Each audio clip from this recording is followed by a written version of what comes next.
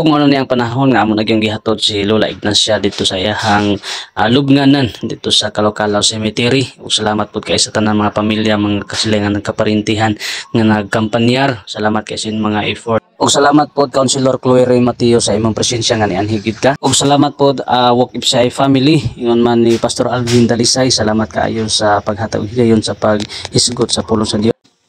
Muabot man ang problema, walay makapaghimulan, walay maikakumpara sa imong ganako.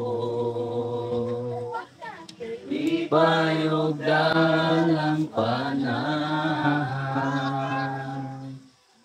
When the oceans rise and thunders roar, I will soar with you above the storm.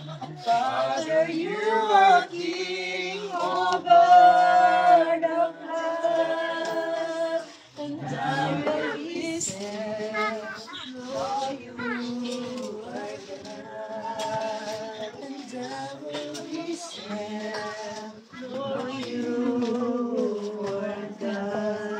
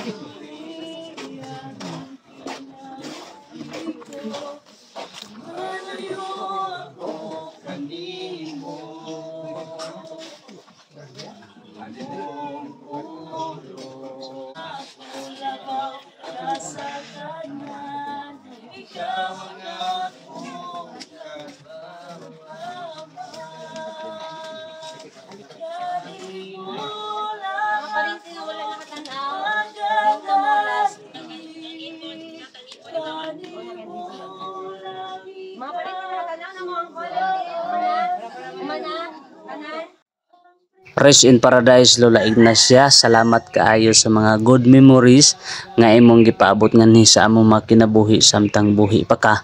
Ug karon Lola, amping-amping sa imong panaw, dili na gid ka mag-antos, dili na ka mag-agulo sa kasakit sa imong gibati, ug nasayod mi nga grabe na gyud ang imong gift nga nadawat diha sa Ginoo. Dili ka na mo makalimtan. Bye bye.